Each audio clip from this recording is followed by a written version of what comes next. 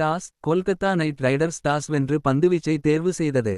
Sunrisers Hyderabad batting. தொடக்க வீரர்களான Travis head 21 பந்துகளில் 46 மற்றும் அபிஷேக் சர்மா 21 பந்துகளில் 48 அதிரடியாக தொடங்கி 82 ரன்கள் பார்ட்னர்ஷிப் அமைத்தனர். இறுதியில் ஹென்ரிக் கிளாசன் அதிரடியாக விளையாடி 35 பந்துகளில் 52 ரன்கள் எடுக்க ஐதராபாத் அணி 20 ஓவர்களில் 8 விக்கெட் இழப்பிற்கு 226 ரன்கள் குவித்தது. Kolkata Knight Riders batting. கடினமான இலக்கை நோக்கி ஆடிய கொல்கத்தா அணியில் ஃபின் ஆலன் 7 பந்துகளில் 28 ரன்கள் எடுத்து அதிரடி தொடக்கம் தந்தார். அங்கிரிஷ் ரகுவன்ஷி அதிகபட்சமாக 29 பந்துகளில் 52 ரன்கள் எடுத்தார்.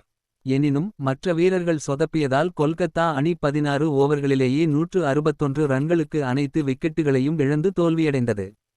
முக்கிய சாதனைகள் மற்றும் புள்ளிவிவரங்கள். ஆட்ட நாயகன் சன்ரைசர்ஸ் அணியின் நிதிஷ் குமார் ரெட்டி 39 ரன்கள் மற்றும் 2 விக்கெட்டுகள்.